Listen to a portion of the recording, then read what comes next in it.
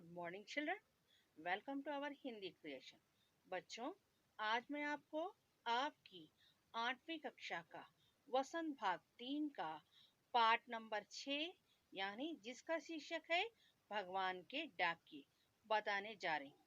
सबसे पहले हम कवि परिचय और कवि का उद्देश्य जानेंगे।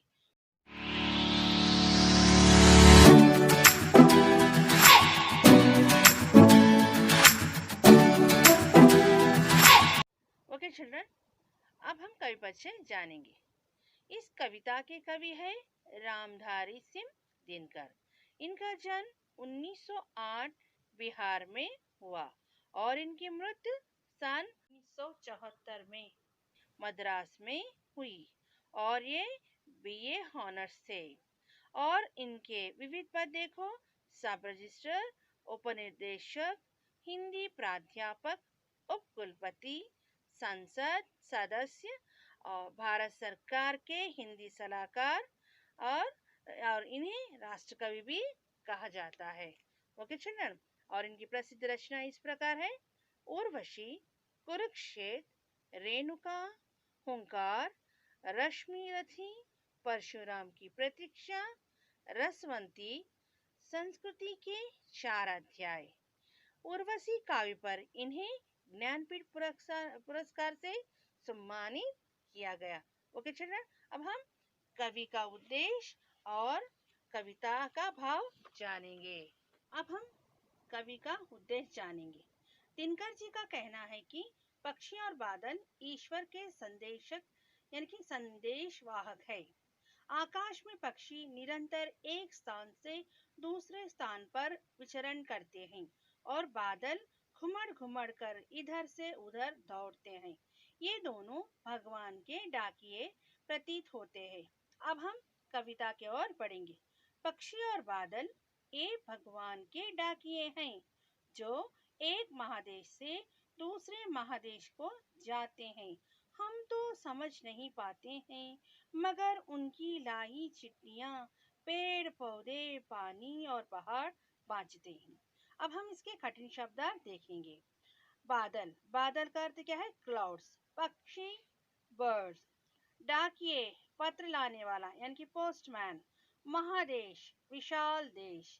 चिट्ठियां, पत्र, खत। और पहाड़ यानी कि माउंटेन। और बांचते हैं, पढ़ लेते हैं। अब हम भाव जानेंगे। कवि के अनुसार पक्षी और बादल ईश्वर के डाकिए है ना बच्चों। पक्षी एक देश से दूसरे देश में विचर विचर कर, वह बादल इधर से उधर उमड़ उमड़ कर यानी कि घुमड़ घुमड़ कर अपना विश्व बंधु का संदेश पूरी प्रकृति अर्थात पेड़ पौधों, सरोवर, सरिताओं, समुद्र और पर्वतों को पहुंचाते हैं। कवि का मानना है कि पक्षी व बादलों के संदेश को प्रकृति तो समझ लेती है, लेकिन मनुष्य समझ नहीं पाता है। अर्थात कवि का मानना है कि हम अपने आप को अत्यधिक विद्वान समझते हैं और पेड़ पौधों आदि को जड़ तथा बेजान कहते हैं, जो हमारी मूर्खता है ना। वास्तव में पक्षियों व बादलों द्वारा जो संदेश एक स्थान से दूसरे स्थान पर पहुंचाया जाता है, उसे मनुष्य समझने में असमर्थ रहता है ना बच्चों। जबकि पेड़ पौधे, सरोवर, सरिताएं, समुद्र एवं पर्वत आदि उनके द्वारा लाए संदेश पढ़ लेते हैं। अब हम दूसरे स्टैंजा में जाएंगे। हम तो केवल यह आंकते हैं कि एक देश की धरती दूसरे देश को सुगंध भेजती है और वह सौरभ हवा में तैरते हुए पक्षियों की पंखों पर गिरता है और एक देश का भाप दूसरे देश में पानी बनकर गिरता है। ओके चिल्ड्रन, अब हम इसके कठिन शब्दार्थ देखेंगे।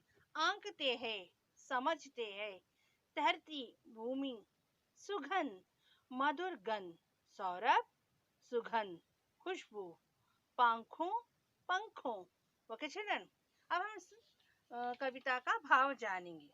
कवि कहना चाहते हैं कि एक देश के फूल यानी कि एक प्रदेश के फूलों की सुगंध हवा में तैरकर व पक्षियों के पंखों द्वारा दूसरे देश में बिना किसी बाधा के जाती है। ठीक है चिल्ड्रन, एक देश में बादल बनते हैं और दूसरे देश में बरसते हैं।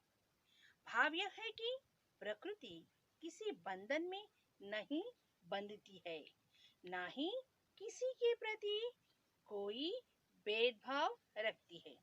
मनुष्य को भी इस राह पर चलना चाहिए। ठीक है चिल्ड्रन, आपसी भेदभाव को मिटाकर प्रेम पूर्वक रहना चाहिए। कवि विश्व एकता का संदेश पक्षी और बादल के माध्यम से देना चाहते हैं। हम अब इस कविता का संदेश देखेंगे। ओके चिल्ड्रन, भगवान की डाकिया कविता से यह संदेश मिलता है कि हमें संसार में मिलजुल कर रहना चाहिए। अपने जीवन काल में हमें ऐसे कार्य करना चाहिए जिनकी सुगंध पूरे विश्व में फैल जाए।